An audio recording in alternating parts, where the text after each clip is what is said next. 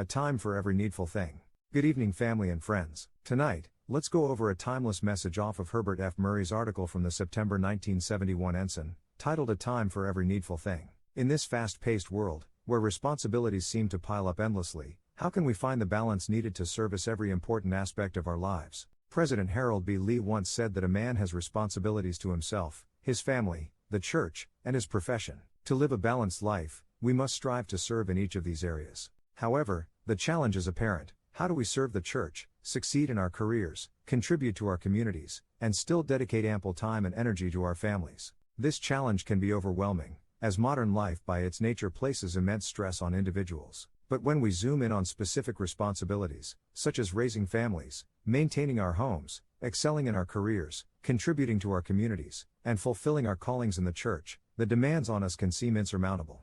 Dr. Philip Washburn, a Latter-day Saint, who has worked professionally with many church members, highlights that effectively managing our time and resources is essential to reducing the pressures caused by trying to fulfill all our desires and responsibilities. Resolving these pressures requires us to evaluate our capabilities honestly. We must determine the limits of our physical energy and intellectual capacity and adjust our living patterns accordingly. However, we must be cautious not to use this evaluation as an excuse to shirk responsibilities that, with the Lord's help, we can accomplish. Without assessing our capabilities, we risk overcommitting and achieving little success. The church thrives when its members believe in both temporal and spiritual achievement, firmly convinced that they can accomplish great things both here on earth and in eternity. Even individuals with high energy levels must exercise mature judgment in balancing their responsibilities, ensuring that they do not conflict with one another. While our personal lives cannot be managed like a business with predictable schedules, we can establish disciplines and a plan for our lives. We can arrange our time so that commitments do not pile up, forcing us to neglect one responsibility to fulfill another.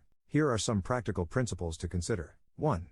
Identify priorities. Determine the order of importance among your various responsibilities. This will simplify decision-making and reduce stress. 2. Maintain a time log. Keep a record of how you spend your time to ensure it aligns with your priorities. 3.